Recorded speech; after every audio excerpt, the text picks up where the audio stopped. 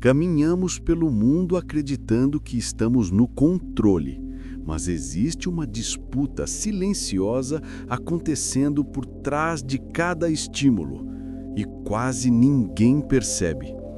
Não é conflito de força física, nem choque de armas, mas uma guerra de influência, de atenção, de domínio psicológico. Ela não se trava no ambiente externo, ela acontece dentro da sua própria mente, enquanto forças ao redor tentam decidir o que você deve pensar, sentir e temer. E se você não enxerga isso, já entra na batalha derrotado. O estoico antigo falava dessa guerra sem precisar de metáforas modernas. Marco Aurélio dizia que a mente se colore com aquilo que você deixa entrar. Parece simples, mas é profundo. O mundo não precisa te controlar à força, só precisa ir pintando a sua mente com as cores que ele quer que você carregue. Hoje essas cores são o medo fabricado, a urgência artificial, o barulho constante e a falsa sensação de que você precisa reagir a tudo imediatamente. É assim que se controla um homem sem jamais tocar nele. A manipulação moderna é suave, quase educada. Não chega como tirano, chega como convite. Pense assim, sinta isso. Você deveria estar preocupado com aquilo. Todo mundo está fazendo tal coisa. A pressão não é declarada, é implícita. E sem perceber, você vai cedendo um pouco aqui, um pouco ali, até que um dia acorda vivendo a vida que o sistema quer, não a que você escolheu. Os romanos chamavam isso de perder o hegemonicon, o centro de comando da alma. Quando você deixa de ser governante de si mesmo, vira súdito das circunstâncias. Sêneca já deixava avisado: ninguém é livre se não domina suas paixões. O que ele estava dizendo em bom português é que a guerra não começa quando alguém tenta te manipular. Ela começa quando você não vigia o próprio interior. O inimigo que conquista o seu pensamento primeiro, conquista o resto sem esforço. Hoje, o inimigo não é um general, é um feed infinito. Não é um imperador, é uma enxurrada de opiniões que tentam te empurrar para um lado. Não usa correntes, usa distração. E o homem que não treina a mente acaba se tornando exatamente o que Epicteto avisou: produto daquilo que pratica. Se pratica dispersão, vira disperso. Se pratica reação impulsiva, vira escravo do momento.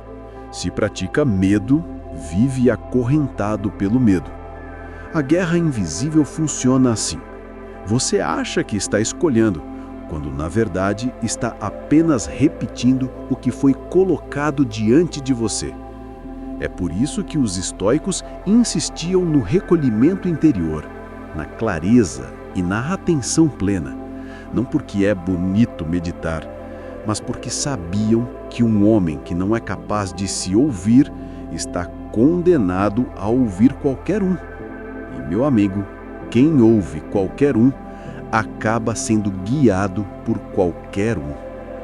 O primeiro passo dessa guerra é perceber que ela existe.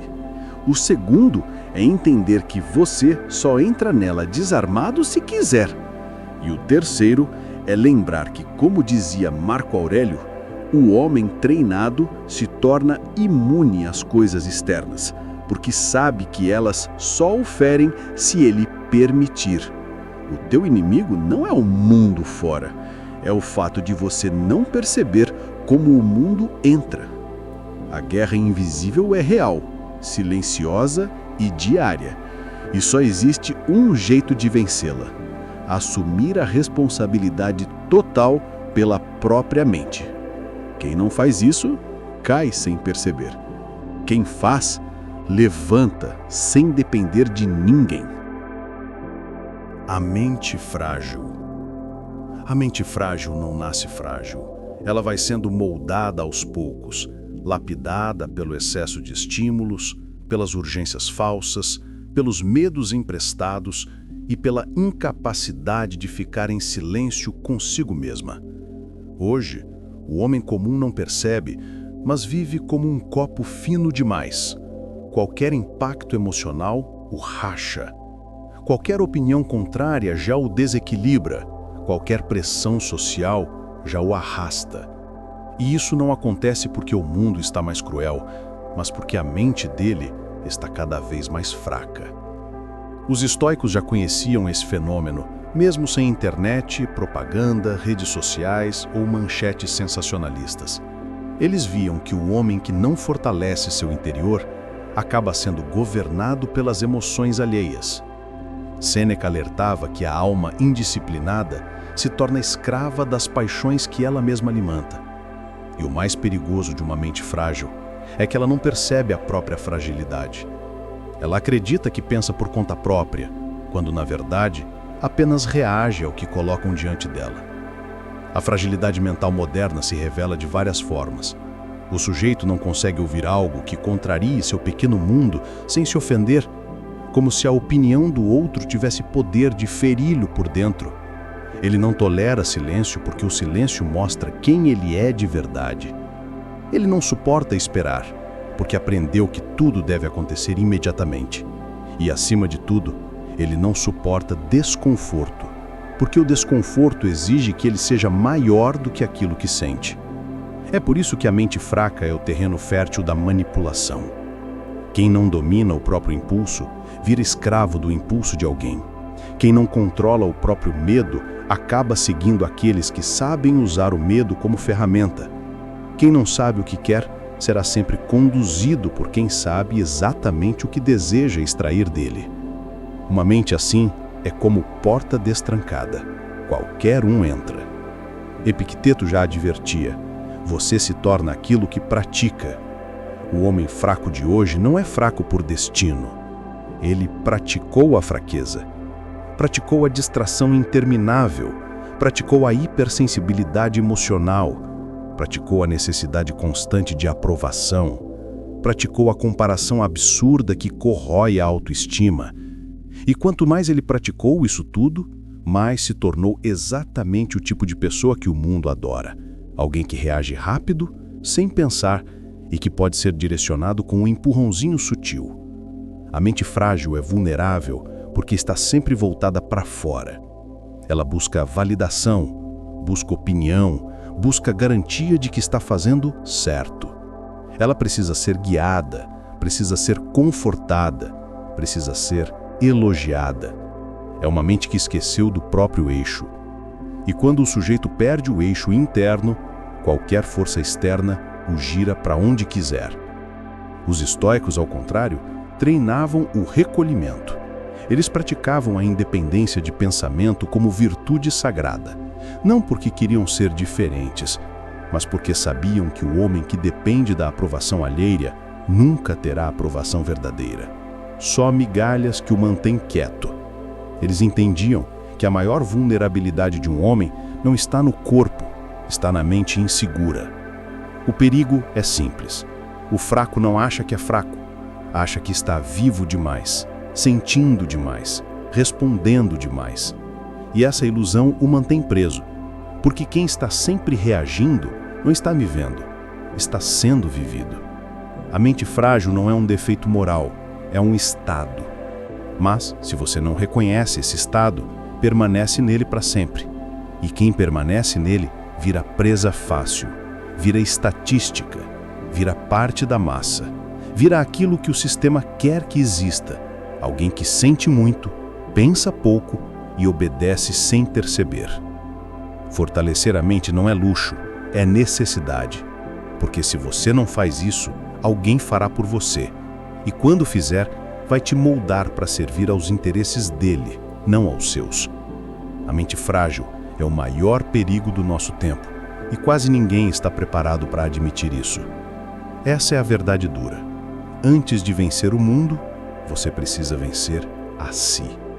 Antes de se proteger dos outros, precisa se proteger da sua própria fragilidade. E isso só quem encara com coragem consegue fazer. O sistema te quer distraído. O sistema não precisa ser maligno, secreto ou conspiratório para funcionar como funciona. Ele só precisa que você esteja distraído. Porque um homem distraído não percebe quando está sendo conduzido, não percebe quando está sendo manipulado e, pior ainda, não percebe quando está entregando, de bom grado, exatamente aquilo que tiram dele: tempo, atenção, energia, clareza e autonomia. Esse é o truque. O sistema não quer destruir você, quer usar você. E o instrumento que ele usa não é força, é a distração. Um dos ensinamentos implícitos de Marco Aurélio, que quase ninguém fala, é que o que ocupa sua mente, ocupa sua vida. Ele sabia que quando a atenção do homem é sequestrada, sua liberdade vai junto. E hoje, nossa atenção é valiosa demais para deixarem solta. Há bilhões sendo gastos diariamente para capturar segundos da sua mente. Não é exagero, são bilhões mesmo. Cada notificação, cada manchete, cada imagem cuidadosamente posicionada existe para manter um fluxo. O fluxo de você consumindo, reagindo, concordando, discordando, mas nunca pensando de verdade. O sistema não quer que você pense. Pensar é perigoso. Pensar gera independência. Pensar faz você perceber que está sendo guiado. Pensar cria discernimento, que é o maior inimigo da manipulação. E o homem discernido é aquele que, mesmo em meio ao barulho, escolhe o que entra e o que não entra na mente. Esse tipo de homem é raro e por isso mesmo não é interessante para quem lucra com distração. O sistema prefere gente cansada mentalmente, porque o cansado não questiona.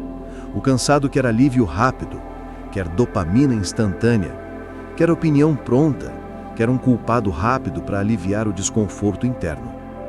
O sistema sabe disso, então te serve exatamente o que te mantém dócil: entretenimento sem fim, polêmica diária, indignação reciclada, promessas de felicidade rápida, comparação social mascarada. Nada disso é acidental, é engenharia de atenção. Sêneca falava que o maior desastre na vida não é não ter tempo, mas desperdiçar o tempo que se tem. Ele dizia isso séculos antes da existência de qualquer coisa que se pareça com a internet. Hoje, essa frase deveria estar escrita na porta de cada casa, porque o tempo desperdiçado é a arma secreta do sistema. Se você desperdiça o seu, alguém está lucrando com isso. E veja bem, não é só economia, marketing ou política. O sistema como um todo, social, emocional, cultural, opera melhor quando você está emocionalmente reativo. Porque o reativo é previsível. O reativo compra mais, briga mais, consome mais conteúdo, muda de opinião mais rápido e é bem mais fácil de direcionar. Já o sujeito que tem controle emocional, esse não é tão manipulável. Ele não reage a tudo. Ele não se ofende por tudo. Ele não entra na guerra dos outros. Ele não vira massa. Ele observa, filtra, decide, e isso o torna indesejado para quem lucra com distração. O ponto que os estoicos batiam era simples, quase rude. Ou você controla o que te controla por dentro, ou será controlado por tudo o que acontece por fora. O sistema só tem força sobre quem vive para fora, quem precisa ser aprovado, quem precisa acompanhar tudo, quem tem medo de ficar por fora das coisas. O homem que não suporta perder uma gota do fluxo social é o homem que acaba sendo arrastado pelo fluxo inteiro. E o mais irônico é que quando você está distraído, acredita que está vivendo ao máximo, acredita que está informado, conectado, participando. Mas na prática, está apenas reagindo ao roteiro que alguém escreveu para você. E você nem percebe que está atuando nele. Os estoicos sabiam que o mundo tenta te puxar para fora o tempo inteiro, por isso insistiam tanto no recolhimento, na introspecção e na vigilância constante do próprio pensamento. A verdade nua é essa: o sistema não precisa manipular quem se manipula sozinho. E é isso que acontece quando você vive acordando para as demandas dos outros, para o fluxo de estímulos externos, para o barulho sem fim. Uma mente dispersa se torna uma identidade dispersa. E uma identidade dispersa se torna um homem que pode ser colocado em qualquer direção sem perceber. A saída não é se isolar, mas perceber. Não é fugir, é filtrar. O sistema só controla quem está dormindo acordado. A partir do momento em que você desperta, não espiritualmente, mas mentalmente, o jogo muda. Porque o sistema até pode continuar falando, mas você deixa de ser o tipo de sujeito que escuta automaticamente. E é exatamente nesse ponto que nasce a força estoica. A capacidade de olhar para um mundo que tenta te distrair o tempo todo e dizer, calmamente, não hoje. Porque controlar a atenção é controlar a própria vida. E quem controla a própria vida não entra no rebanho, não vira produto e não se torna instrumento. Ele permanece homem e, acima disso, permanece dono de si mesmo. Autocontrole é poder. Existe uma ilusão moderna muito comum. A ideia de que força está em impor-se, falar alto, reagir rápido, mostrar presença. Mas na visão estoica, isso nunca foi força. Isso é apenas barulho. Força verdadeira começa onde o barulho acaba, dentro do autocontrole. Um homem que domina a si mesmo é, por definição, um homem perigoso para qualquer sistema que vive de capturar mentes frágeis. Porque ele não reage por impulso, não é guiado por emoção alheia, não é seduzido pelo imediatismo. Ele pensa antes de agir, e isso hoje é quase revolucionário. Os estoicos tratavam o autocontrole como o pilar que sustenta todas as outras virtudes. Não é enfeite, não é detalhe, é a base. É impossível ser justo sem autocontrole. É impossível ser sábio sem autocontrole. É impossível ser corajoso sem autocontrole. O homem que não é senhor de si mesmo não consegue ser senhor de mais nada. Sêneca dizia que ninguém é livre enquanto for prisioneiro de suas paixões. E paixões aqui não são sentimentos bonitos, mas tudo aquilo que sequestra seu julgamento. Medo, inveja, urgência, raiva, ansiedade, carência, aprovação externa. O autocontrole estoico não é repressão, é direção. Não é sufocar o que você sente, é reconhecer o que sente e decidir o que fazer com isso. É colocar a emoção no lugar dela, subordinada à razão, não acima dela. A mente sem controle é como um cavalo selvagem correndo na escuridão. Ela te leva, mas você não sabe para onde. A mente disciplinada é o contrário. Você segura as rédeas e decide a direção, mesmo que o caminho seja difícil. Marco Aurélio falava sobre criar uma cidadela interior, um espaço dentro de si onde nada externo pode entrar sem permissão. Autocontrole é exatamente isso: blindagem, não de aço, mas de clareza, não de raiva, mas de discernimento. Quando você possui essa fortaleza, a manipulação bate e volta, a provocação não te arrasta, a urgência não te cega. A opinião do outro não te define. Você se torna menos reativo e mais inteiro. E quem é inteiro não se dobra fácil. O homem sem autocontrole vive como escravo emocional. Ele acorda bem, mas um comentário o destrói. Ele está em paz, mas uma comparação o corrói. Ele faz planos, mas a ansiedade o sabota. Ele tenta melhorar, mas o velho hábito de reagir impulsivamente o domina. Ele vive no piloto automático, achando que está no comando, quando na verdade está apenas repetindo padrões que não escolheu conscientemente. É por isso que Epiteto insistia que o verdadeiro poder não está no que acontece, mas na capacidade de governar a resposta interna aos acontecimentos. Quando você desenvolve autocontrole, algo muda de forma quase sutil, mas poderosa. Você começa a notar que suas reações deixam de ser armas contra você. A raiva que antes te fazia cometer erros, agora se transforma em atenção. O medo que antes te paralisava, vira prudência. A pressa que te fazia cair em armadilhas, vira precisão. A dor emocional que te dominava, vira clareza. O autocontrole não elimina suas emoções. Ele devolve o comando para você. E quando você comanda, você deixa de ser manipulado. Porque o manipulador sempre opera na emoção alheia. Ele cria urgência porque sabe que o apressado não pensa. Ele cria medo porque o assustado obedece. Ele cria culpa porque o culpado se submete. Ele cria comparação porque o inseguro segue o rebanho. Só que nada disso funciona em um homem com autocontrole. O homem que sabe direcionar a própria mente é um homem que não entra em jogo psicológico nenhum. O autocontrole é mais do que virtude, é um escudo. Em um mundo que te empurra para reagir a tudo, controlar a si mesmo é o ato mais subversivo que existe. Enquanto todos correm, você observa. Enquanto todos se inflamam, você decide. Enquanto todos cedem ao impulso, você permanece.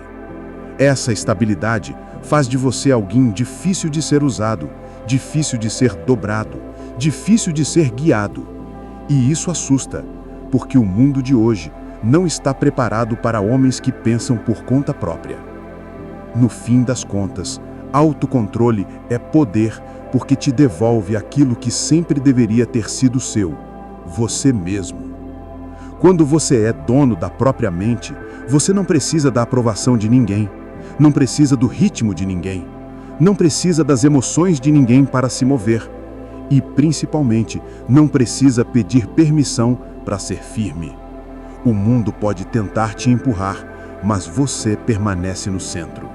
E o homem que permanece no centro não é dominado, ele se torna indominável. O preço da liberdade. Todo mundo fala em ser livre, mas quase ninguém quer pagar o preço da liberdade interior. Porque, ao contrário do que vendem por aí, liberdade não é fazer o que quiser. Isso é impulso. Liberdade é conseguir fazer o que é preciso mesmo quando não dá vontade. É decidir conscientemente, não reagir automaticamente.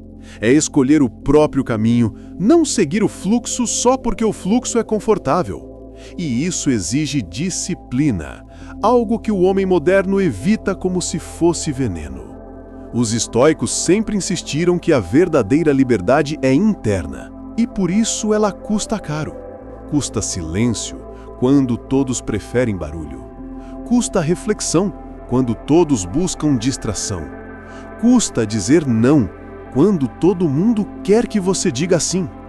Custa não se emocionar junto com a multidão, mesmo quando a multidão exige emoção. Custa ficar firme na própria razão, enquanto o mundo tenta te arrastar com força emocional. Liberdade é cara, porque exige que você seja maior do que seus impulsos, e isso dá trabalho. Sêneca apontava que o homem realmente livre é aquele que não vive refém de medo, ambição, opinião ou elogio. Isso soa bonito, mas na prática é duro. É não se ofender quando esperam sua ofensa. É não ter inveja quando tentam te provocar com comparação. É não se desesperar quando o caos ao redor pede desespero. É manter a mão firme no próprio leme, mesmo que o mar inteiro diga que você deveria virar o barco. A liberdade estoica não é confortável, é madura. E aqui está o ponto que quase ninguém aceita. Liberdade interna não combina com dependência emocional do mundo. Se você precisa constantemente de aprovação, já não é livre. Se você se abala facilmente pelo que dizem, já não é livre. Se você exige que as circunstâncias estejam perfeitas para agir, já não é livre. Se qualquer pressão externa define seu humor, já não é livre. A liberdade só existe quando a mente deixa de ser moldada pelos outros e passa a ser moldada por você mesmo. Marco Aurélio dizia que o homem forte é aquele que permanece de pé, mesmo quando tudo ao redor está balançando. E isso não é poesia, é prática estoica pura. A vida vai te testar, vai te empurrar, vai te provocar com dor, com perda, com incerteza, com opiniões contrárias, com desafios que você não pediu. O preço da liberdade está em enfrentar isso tudo sem perder seu eixo. É olhar para o caos e dizer: ele existe, mas ele não me comanda. Epicteto era ainda mais direto. Ele dizia que se você entrega sua paz ao mundo, o mundo a roubará sem hesitar. Por isso ele insistia que o primeiro dever do homem livre é guardar a própria mente como se guarda uma fortaleza. Não deixar entrar o que enfraquece, não cultivar o que corrompe, não alimentar o que destrói. Liberdade é vigilância, não sorte. E quando você paga esse preço, algo extraordinário acontece. Você começa a perceber que nada externo consegue comprar sua mente. Podem oferecer elogio, mas você não se vende. Podem oferecer medo, mas você não se entrega. Podem oferecer caos, mas você não se quebra. Você passa a caminhar com uma firmeza silenciosa que incomoda quem vive emocionalmente desorganizado, porque sua estabilidade revela a instabilidade deles, e muitos preferem atacar o estável do que admitir a própria fraqueza. Mas é aí que está o brilho da liberdade estoica. Ela não precisa ser reconhecida, aplaudida ou validada. Ela se basta. Ela existe porque você se domina, não porque alguém te libera. E o homem que se domina não precisa de permissão para nada. Ele apenas age de acordo com os seus princípios. No fim, o preço da liberdade é justamente este: maturidade. E maturidade dói. Dói abrir mão do conforto emocional. Dói encarar o que é verdade. Dói assumir responsabilidade total pela própria mente. Mas é essa dor que te liberta. Porque o homem que paga esse preço se torna resistente à manipulação. Ele não muda de rumo por opinião alheia. Não abandona princípios por conveniência. Não se corrompe para pertencer. Ele pensa, decide e age a partir de si. E quando você chega nesse ponto, percebe a grande virada. Os outros podem até tentar te controlar, mas você não dá mais material para que consigam. A mente que paga o preço da liberdade se torna inatingível.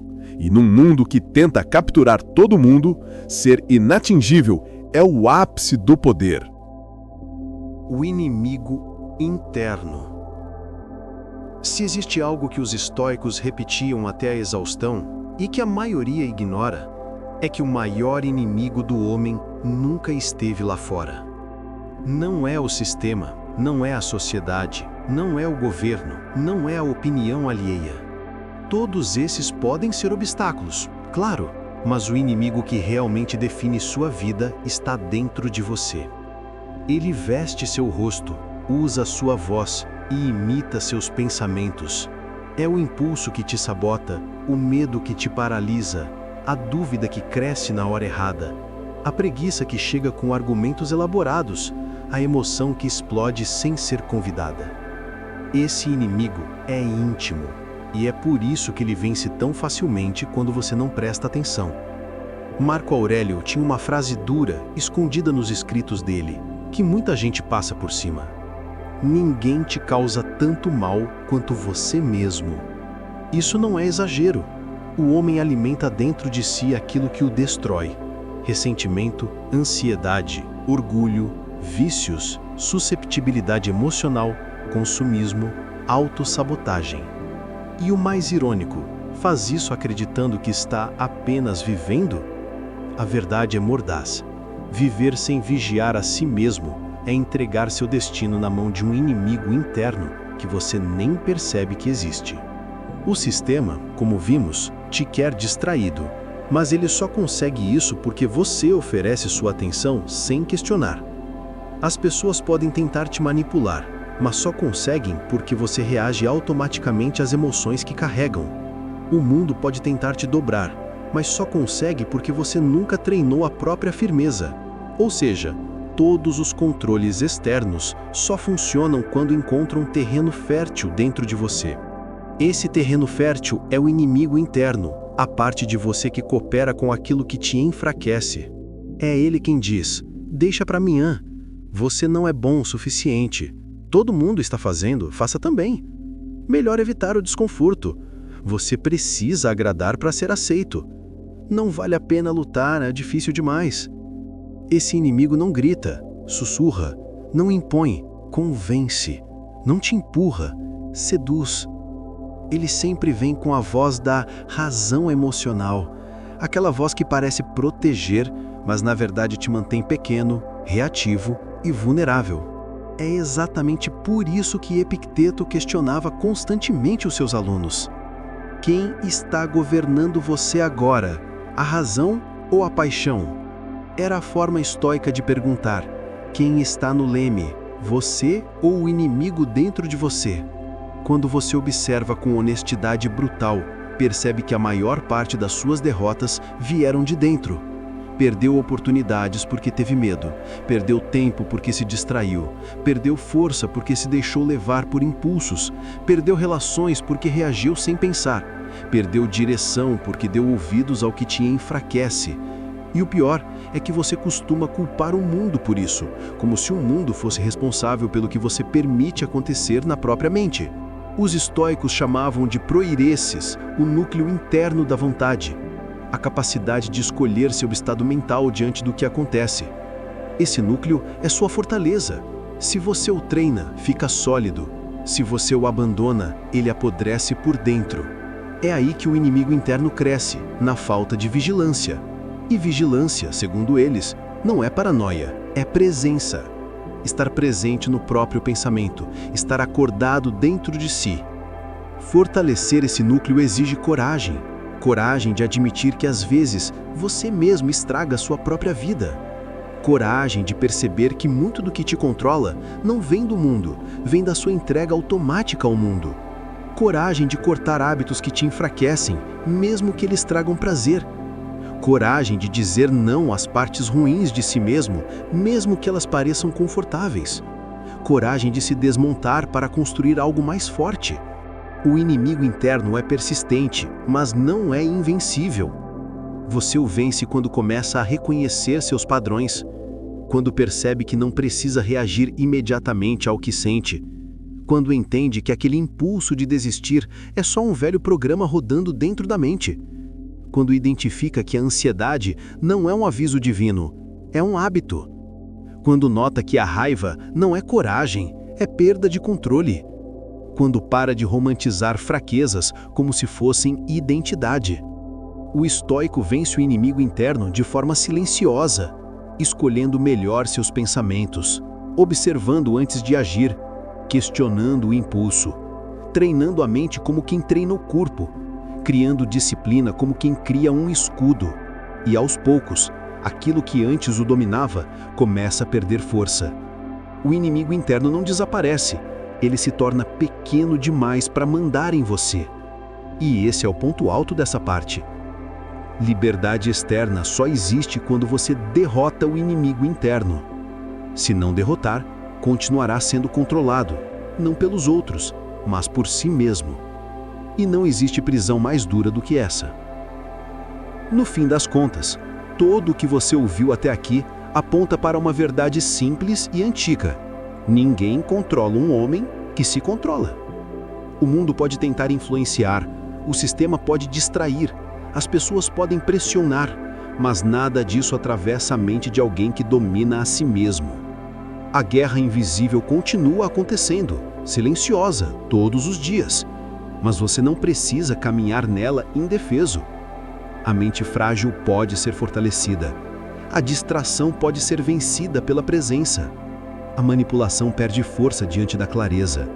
E a liberdade, a verdadeira, surge quando você assume inteira responsabilidade pelo que pensa, sente e decide.